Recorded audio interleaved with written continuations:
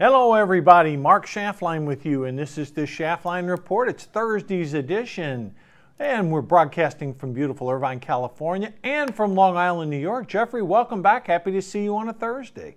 Great to see you too, Mark.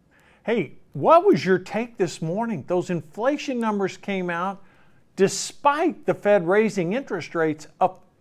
We're still above 8%, a 40-year high. Jeffrey, what are people saying in New York about this? Well, I know what Biden said. Yeah. Hey, it's not that bad. No, I know. He did, didn't he? Yeah, I mean, it's insane. I mean, 8.2%, and it's not going down despite the fact the Fed has increased interest rates 5 times this year, the last 3 being 75 basis points. And the Fed is likely... Wall Street banks are saying it's going to go way up. Yeah, I mean, and the president came out earlier this week. Unfortunately, he's in Los Angeles now, and he'll be here in Orange County tomorrow. But he said, the likelihood of a recession is small, but if we have one, it'll be a short one. When the CPI was up 0.4%, and that's an annual run rate 8.2, the core PPI, Producer Price Index, that was up 0.6. That means producer prices are running 6.6% year over year. Jeffrey, these are staggering numbers, and it's gone. And when it costs more to produce, yes, it's going to end up consumer products. Yes, going up. Yes, that's exactly right. And what's happening now, Americans are really struggling to pay their bills. I mean, 25% of Americans having a hard time keeping up. 60% of Americans living paycheck to paycheck. And then you have a situation where a quarter of Americans who are planning on retiring, they're delaying that retirement. Good reason why. And now you're seeing interest rates, if you want to buy a house, at 7%. So, Jeffrey, And there's more, because people are relying on their credit cards more. Right. Because they can't afford to live. Yeah, and eventually, those will eventually lead to default when we have a recession. Jeffrey, I mean, I've seen... This is very reminiscent to me of what we saw back, in the late 1970s. I mean, consistent, persistent inflation. And you got some people on Wall Street trying to tell the Fed, no, you're going too fast, you're going too fast. Again, we had Dr. Michael Busler on yesterday, a noted economist from Stockton University in New Jersey, well-regarded economist. And, he was adamant, no, the Fed does need to continue what they're doing because we cannot have inflation running 8%. That does not work in the current society in which we live. The big difference between now and the late 70s is that the president isn't wearing a multicolored sweater and telling us we have malaise. Well, I tell you what, if polling is any indication, Jimmy Carter, for all his faults, was not a dummy. He was a nuclear scientist. Right. Joe Biden is simply clueless. I mean, he makes these statements. I mean, we'll get into that a little bit later. But let's look at some of these items that really, really are hurting people. Utilities. Everybody pays utility bill, up almost 3%. Transportation costs up 2%. That's my favorite, because Biden says, well, the gas prices have been going down for 90 days. Well, but he doubled it before it started coming down. And it's still double where we were. You can say coming down for 90 days. That is not the case on the West Coast. Here in the state... And it's actually starting to go up again. Yeah, of course they are, all across the country. California, it's already... You see 7s in front of numbers at California gas stations. Now, the average price of a gallon of gasoline in California is between $6.50 and $6.70 a gallon. Call it $6.60. But if you're putting premium unleaded, and a lot of people have to, you're over 7. Okay, so how about that, America? $7 a gallon in California. What they say, a lot of what happens in California comes to the rest of the country. That's not necessarily the case because our taxes are insane out here. But what's happening now, besides those items we just talked about, utilities, medical bills up 1%. Transportation, utilities, medical bills, you still have rising food and rising rents. Not a lot the Fed can do about rising food prices, Jeffrey. Yeah, but the only thing, they're going to try to put controls on the rent. And they don't realize that when they put controls on the rent, the people who own the buildings have to make money also, right, or at least break even. And what they're going to end up, what happened in New York City is they ended up with a lot of empty buildings because the owners just gave them up. Yeah. Yeah. Well, So that's going to hurt you. what are you advocating that they're trying to put rent controls in certain places? Well, I'm starting to hear about it. Yeah, that's a horrific policy. It's bad. It never works. It's always Democrats always try that garbage. They fail miserably, and then they come back to their market senses. Hopefully, that doesn't. It's like, people tell me that Nixon was a conservative. He put price controls on. He had wage and price controls. Yeah, he So, did. Now, we've learned a lot since that period of time, obviously the do's and don'ts. But you're right, we don't want anything like that. That is just terrible policy. But now, what's changed about after that number came out today? Sure, the market took a big dip down in the morning. The Dow Jones was down 400 or 500 points. Then, about 45 minutes into trading, all of a sudden the market started to rally. And as of the airing of this show, the Dow Jones up 600 points. S&P 500 is up about 80, roughly 2% gains, some pushing 3 in these indexes. And people have asked me the question all morning, Mark, why are the markets going up off this bad news? Well, that tends to happen in bear markets. Sometimes the news gets so bad it's already baked in. You have a big flush like you had this morning, and buyers step in. They figure, how much worse can it get?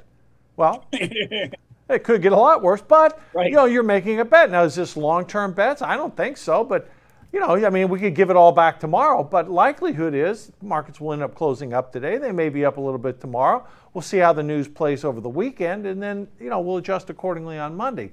So I don't read a whole lot into these short-term bounces. I'm glad we were able to participate in it because we had some long positions heading into it. But anyhow, markets are now expecting what's called the terminal Fed funds rate. Now it's getting close to 4.75%. And that expectation, Jeffrey, means we're looking at about we're right now sitting between 3 and 3.25 on the Fed funds rate. You're looking about another close to 175 basis points. Now, the current thinking on Wall Street is that the Federal Reserve Bank will increase rates 75 basis points in November, 50 basis points in December. That is going to get us to a Fed funds rate somewhere between 4.25, 4.5. Maybe the Fed stops there and sees what happens. Who knows?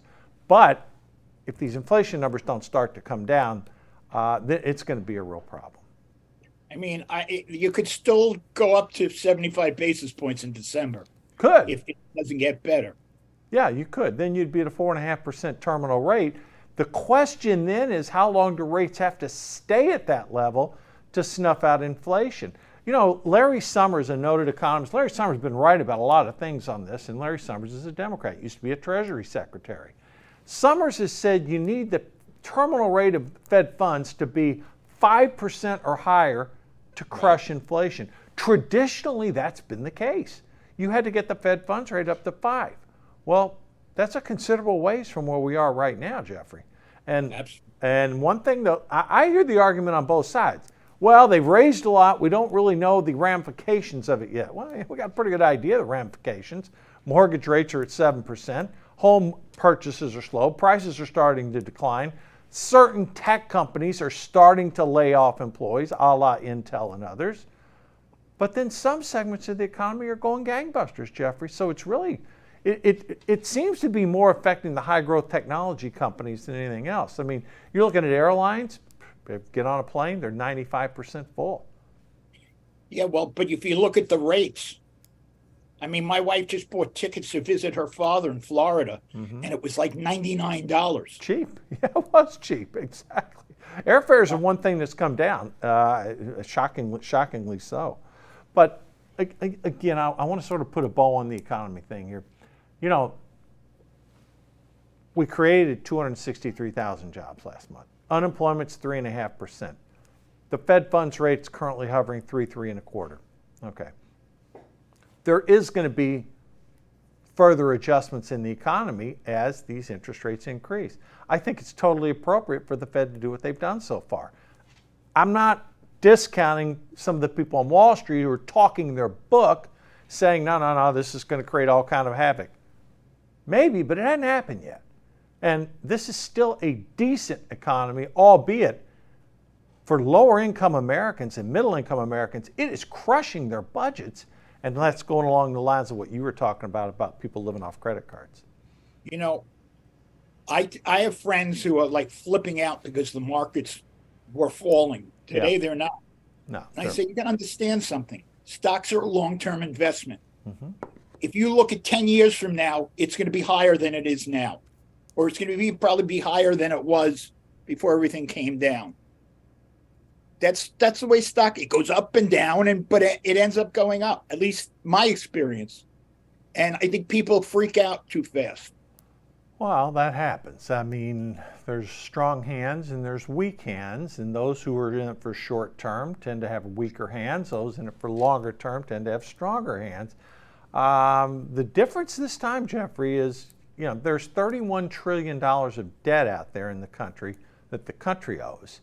I'm not getting into mortgages, credit cards, and all that, Right. but we have a $24 trillion economy in the United States, and we have $31 trillion in debt. Those are gigantic numbers. So you don't always know if it's going to be the same as what it's been in the past. Yeah, stocks traditionally do go up, but there's no guarantee that's going to happen. We've had periods where for 10 years, the market did nothing. So, I don't know. But also, when you say debt, I still remember when W. Bush got criticized before he got left office because the debt went from 5 trillion to 10 trillion. Yeah, I know. It happens. Yeah. And Trump Anybody would be happy with 10 trillion today. Yeah, I know. I can actually, both parties have some blame there. Oh, yeah. Obama doubled it and then Trump doubled it. Yeah, and Biden's making a mess of it too. Let's get off the economy just a minute because we talked about it all day yesterday and today because it's really important. Let's talk about our President Joe Biden for just a minute. Again, folks, we do not want to disparage the president. That is not our goal here.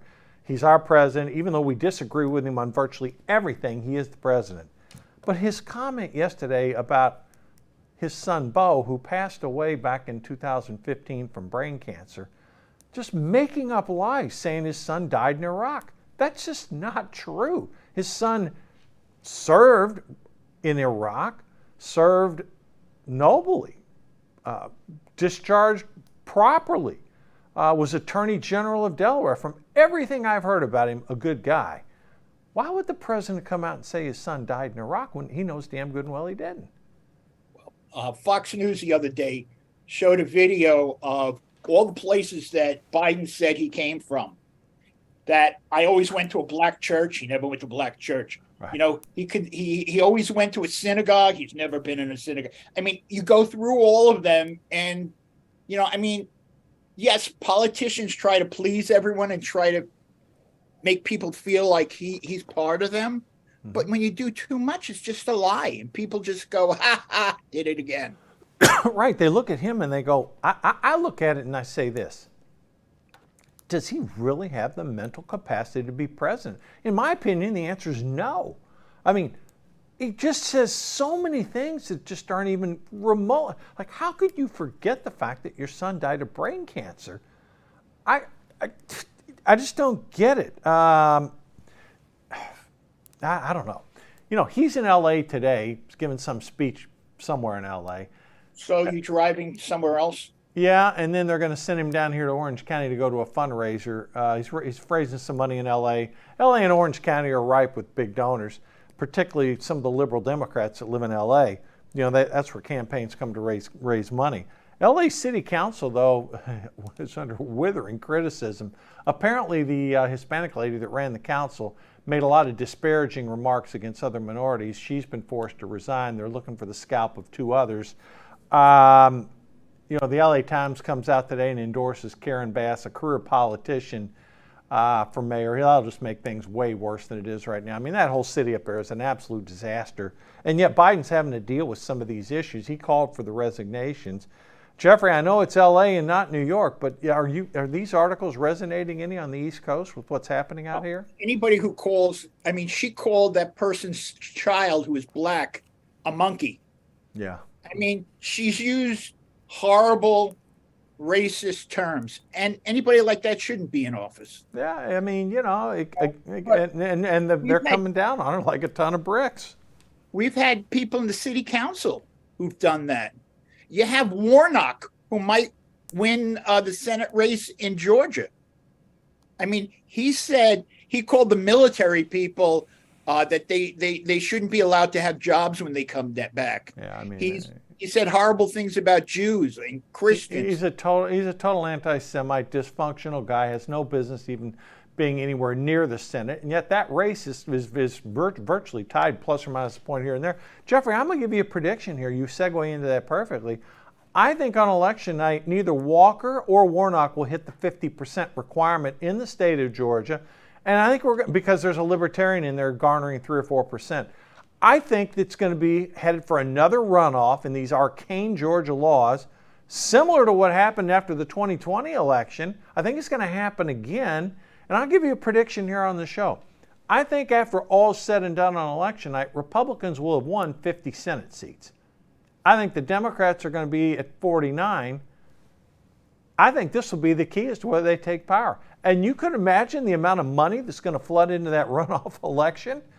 Republicans learned their lesson 2 years ago that, hey, runoffs are important. Just a prediction. Could happen. Now, again, may not, but that is a real possibility. Everybody's talking about. I have a prediction that's guaranteed. Okay. Stacey Abrams is going to say the election was stolen from her. And she might lose by 8 points. Yeah, I know. She's way down and she's desperate. Speaking of desperate, Mandela Barnes up in Wisconsin, he's now down 6. Of course, these people that have these radical leftist ideas, the citizens aren't going to vote for this garbage. So. If they want to win, they should move to New York because those radical ideas are. They're almost mainstream in New York. I get it. But I'll tell you something. Lee Zeldin has it almost there. I'm seeing polls that have Zeldin anywhere from down 2 on the optimistic side. Pessimistically, I saw one earlier today. He's down 6. My gut feeling tells me it's pretty damn close in New York. And on top of that, his issue is law and order. Yeah, and he's got a good reason. What he had in front of his house over the weekend. Yeah, sure did. Yeah, he's got a good reason to talk about it. He really does. That would be awesome if he could defeat Hochul, because she is an absolute disaster. Yeah, he's a good man, and she's a debacle. Just, oh, God, can't even get into it. All right, other tight races, Jeffrey. J.D. Vance up by 1 or 2 points over Ryan in Ohio. I think he's going to win by more than that. You know, the thing with these Democrats, they sometimes portray themselves to be moderate or less than full radical left. They all vote the same way. Whatever Schumer and Pelosi tell them to vote, they vote. So, I mean, this idea of a moderate Democrat, it's a fool's tale. It doesn't happen. Well, I have these Schumer commercials all the time. And he's not really running against anybody. I had to look it up today, and I still don't remember the person who he's running against on the Republican Party, because it's like a suicide thing. Yeah, okay, I'll run. Yeah. But his commercials are all lies. And I call up his office and say, well, this is wrong. This is wrong. Why is your guy lying? Yeah, why would they? I'll tell you why he lies, is because that is a portrait of the Democratic Party. Everything Biden says majority turns out to be a fabrication. Schumer, every time he opens his lips, he's lying. Kamala Harris, you don't even want to listen to her. She's so bad. And her public polling is below almost everybody. She's grossly overqualified, not even remotely qualified to be in the job that she is, because she never says anything correct. And between the gaggle and constant lies out of her, and then you add in Pelosi on the Democratic side. Think about this. On the Democratic side, here's who you have. An 80-year-old Biden who's president, an 80-year-old Pelosi, a 79-year-old Steny Hoyer, and a 78-year-old Jim Clyburn. That's the leadership, and I don't know what Schumer is, probably early 70s. But, you have 4 octogenarians running the Democratic Party, and I'm sitting there saying, really? This is what the country wants on a go-forward basis? I don't think so. Yeah. But this is what the Democrats want. Of course they do. Because they're talking liberal. Yeah. Yeah, they are. It's really sad, and the media is in their pocket. But I think, again, the way this polling is looking right now, the Senate still could go either way. It really could. It's that tight. House looks like, again, I'm sticking by my number, 20 seats in the House. Now, if a red wave breaks, Jeffrey, and there's some indication that could be there, especially after the inflation numbers get out there again, It could be a lot more, but we'll see how Plus, that. they were all campaigning on abortion Oh, instead of I'm going to get you cheaper food on the table. yeah. I mean, that's why the Democratic Party should never be anywhere near power because they don't know how to use it. They don't And know I'm how to not run the trying to country. make a case for or against abortion. No, I know What you I'm are. making a case is food on the table is more important. Oh, for most people, that's correct. And Democrats, Jeffrey, are losing this crime issue. I mean, they're getting They deserve pummeled. to. Yeah, of course they do. How do people in New York? I mean, it's there every day, everywhere. And you mentioned Lee Zeldin. What's going on up there? Well, actually, that's right near my house where he lives. Yeah, I know. Yeah. But yeah, there's the gangs that Trump was talking about. What is it? M313, MS-13. Yeah. MS-13. They were all based on Long Island. Yeah. Right. And in the city, if you ride the subway, it's a death sentence. Oh God, you can't. It's unwritable. It's terrible. It's scary. I mean, it's back to the pre-Giuliani days. Yeah, that's what I sense too. Yeah, when in the old bad days of Dinkins and some of those other horrific mayors that were there, it did. But you know what the mayor's doing? He's complaining that Eric Adams. Abbott sent him like 12 16,000 illegal immigrants, and he's panicking over it. Says it's a national emergency. What does he think about what the hell's going on down in Texas and Arizona? Why does he think he's getting them? His big sanctuary city. Look, I liked Eric Adams coming into office. I thought he would be a, quote, moderate Democrat. He's shown no such signs of being moderate about anything, Jeffrey. Well, you know who made New York a sanctuary city? Giuliani. No, I didn't know that. It happened during his administration. Why? I don't remember the reasons, but he's the reason that he made it a sanctuary city. Really? Oh my God! I didn't know that. That's bad.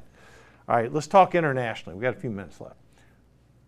The UN came out, and you and I don't have a lot of respect for the UN. I know you talked about this on Lidblog.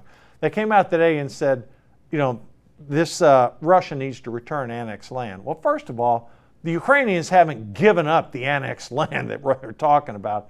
They're fighting on multiple fronts.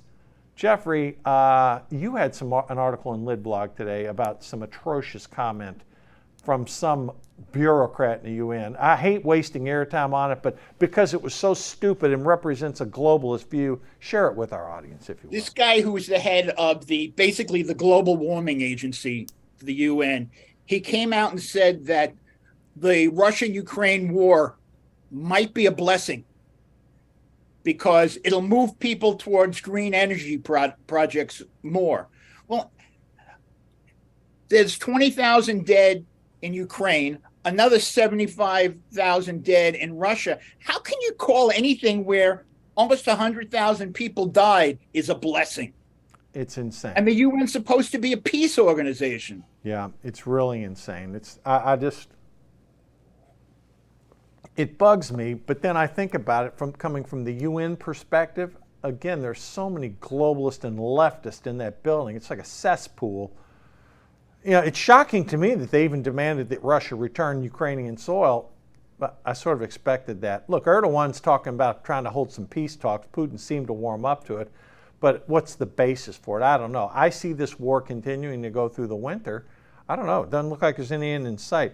You also on Monday, Putin did this big rocket attack that was aimed for civilian areas. Well, of course he did, and they've done it 3 straight days. So what is NATO and the U.S.'s response and Great Britain's response going to be to this? They're going to have to help Ukraine with some type of missile defense system.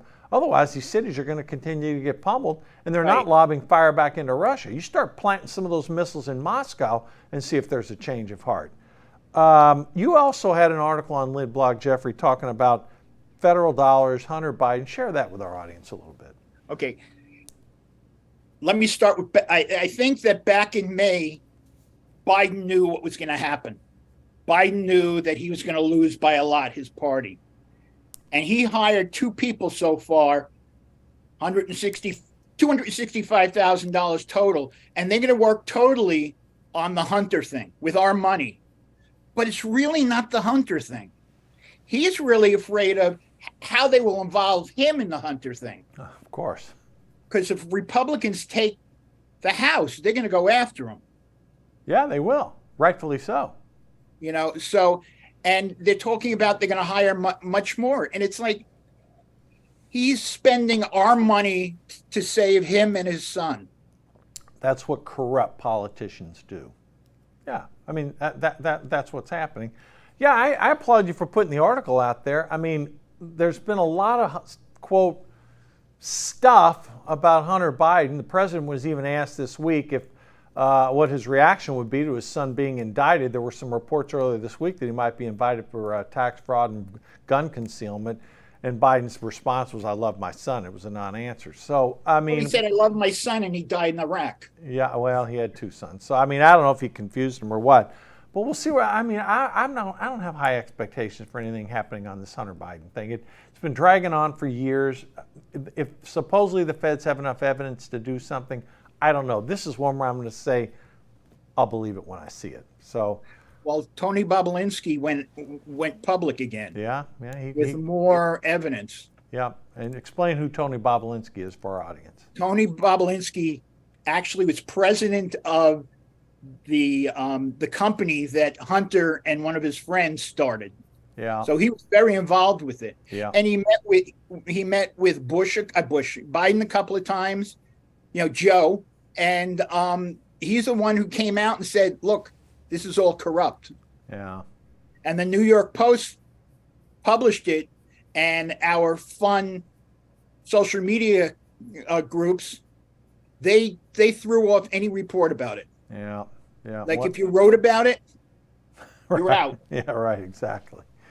Hey, I want to... they threw out doctors who talked about COVID. It was doctors. Yeah, it was insane. And some of that stuff, it's coming home to roost. I mean, some of that stuff they were right about Biden. We just don't know if it's going to lead to anything or not. Because, the stories about the Biden crime family, his brother Jim, his son Hunter, the big guy, I don't know. We'll see. We'll see if that goes anywhere. I'm not looking for any October surprises there. Anybody who's interested in it, Peter Schweitzer has 2 good books about it. Yeah, he does. Mm-hmm. Yep. I want to shift a little bit here, Jeffrey. There's always this politically correctness going on here in the country. And I want to talk about something. The other night, Monday Night Football, Troy Aikman, commentator forever, Fox News Nights on ESPN. A lot of NFL fans watching that game were aghast at the Kansas City Chiefs defensive lineman who sacked the quarterback of the Raiders. He actually stole the ball, took the ball out of his hands, which was a clean play, and he landed. Isn't that what you're supposed to do? Yeah, that's what you're supposed to do. He lands on the quarterback, and they call a penalty on him. This comes on top of the penalty on Brady. I mean, on the guy from the Atlanta Falcons that tackled Brady. It's like they're trying to protect these quarterbacks so bad. It's really crossed the line. NFL fans are ticked off about it. And Troy Aikman made a correct comment, basically joking, saying, well, they're going to have to take the dresses off these quarterbacks. Implication being, you're treating them like kids, like girls, put flags on them, take the... That's an old saying. It's been around football for decades. My coaches had said that to me. If you hear it all the time. What happened? Oh, the Twitterverse goes crazy over it. And who am I talking about here? I'm talking about all the Twitter gays, the transgender lovers, the radical white liberals. They all go crazy. Say, oh, you can't say that. You can't say that. Well, you know what? We're glad Troy Aikman said it because what he said was true. Now, Troy Aikman actually came out on Thursday, earlier today, and he sort of apologized for the remarks saying, I shouldn't have said that. Why? Why can't you say what every football fan in America is thinking? What are they going to do? Put a dress on them? Put flags on them? I mean, I heard people say, they're jokingly saying, well, if the calls are going to go like this, then you've changed the game of football. Just put a flag on them and have them pull the flag off. Make it 7-on-7 drills. But the fact that Aikman said, well, they're going to have to put a skirt on him, it just inflamed all these. Well, the network got a lot of bad letters. Yeah, from the Twitter people, from all the gay lovers, the transgender lovers, the radical liberals. Most football fans, they couldn't care less about that comment because Aikman's comment represented what 90% of them were thinking. But that's what our language has become. Remember when before they became migrants, they were illegal immigrants? Well, they're still illegal immigrants. But that's what they call them migrants now. Yeah, right, I know. Do you remember, what do they call terrorists now? Terrorists. No. I'm trying to forget because I get angry when they use the No, I names. call them a terrorist. A terrorist is a terrorist. That's what they are. Illegal immigrants are illegal immigrants. They're not whatever these Democrats But want there to are call things them. you can't say that you used to be able to say. No, you can still say them if you don't give a damn what these radical leftist wackos I on don't give Twitter a damn, do. and Right. I get an assignment from somebody who asks me to write something on migrants, and the email is, the article is all about illegal immigrants because. Right. And a matter of fact, that's what the description is in the law. Yeah. You know what I thought was funny? I thought it was really hilarious because, they try to change the language of everybody. And I hear some of these terms, and I finally started saying, I asked a couple about, what are they talking about here? What does that mean? Guys shrugged their shoulders. Hell, I don't know. I don't even care anymore. And I think most of the American people are, I don't know, and I don't care. I'm going to think whatever I think. I'm going to say whatever I want to say.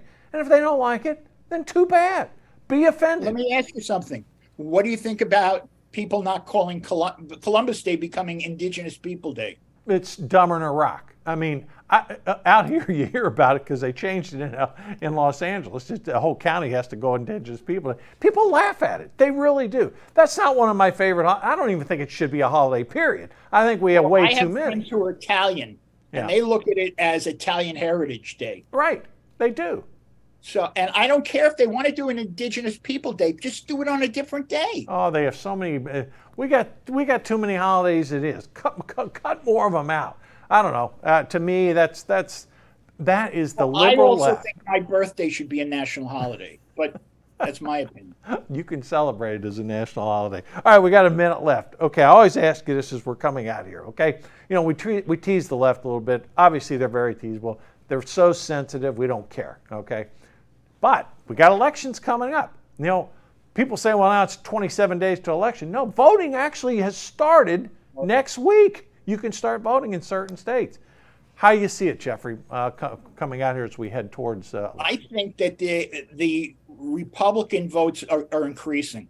Yeah, agreed. I think people are getting sick and tired of them, the Democrats not bringing up the key issues. And if you look at the key issues, number one is inflation. Yep, inflation in the economy. Yep. Right. So, and they're not talking about that. They're talking about things that people don't care, or they do care, but it's not as important as putting food on the table. Yeah. And then the next week there's an election I'm following too, in Israel. Yeah. Yep. And it looked like Netanyahu might be back. That would be amazing. We'll talk about that next week. We'll put that on Thursday's agenda. That's like Muhammad Ali winning the title sometimes. I know. Yeah, no, I agree with you. The key issues that most people care about are inflation in the economy, rising food and energy prices. Crime is a big deal. It's affecting so many people. The 2 million people coming across the border. Yeah. Abortion's important to Democrats, but they already got most of those votes anyhow. If they think independent voters are going to come over and vote Democrat because of that, versus the economy, interest rates, inflation, food costs, gas costs, I think they're smoking something. But that's the Republicans' fault. Yeah, because they let people say that the Supreme Court banned abortion. Yeah, no, it's crazy. They didn't ban abortion. No, they said that it's a local issue, not a national issue. Right. Yeah, I mean, again, we're going to see. You give out copies of the 10th Amendment. Yeah, we're going to see coming up here in the next month how that actually plays itself out. But right now, I concur with you. I think the issues that are going to decide this election are going to be the economy, inflation, rising food costs, rising energy prices, and crime. I believe more independent voters have those as their top priority issues. And ultimately, Jeffrey, independent voters swing these elections. Agree or disagree, like it or not, you have to win the independent voters to win elections. And Yeah, I think it's going to be very close, but I think the tide is turning. I don't know if it's going to be a red wave or not, but I do think that the red team will end up winning. Jeffrey, thank you again for joining me today. And I do want to hit on that Netanyahu thing next Thursday because that's fascinating what could be happening. Folks, we covered a lot of ground this week, everything from Dr. Bussler yesterday, giving you everything about the economy. He's been right on everything. Jeffrey's thoughts, again, spot on. We get some great feedback. It's always good to hear from you. Thanks for viewing. Thanks for watching. We'll cut to this propaganda. We'll keep an eye on all the news over the weekend, and we will be back on Monday to share it with you. Have a great weekend. See you on Monday.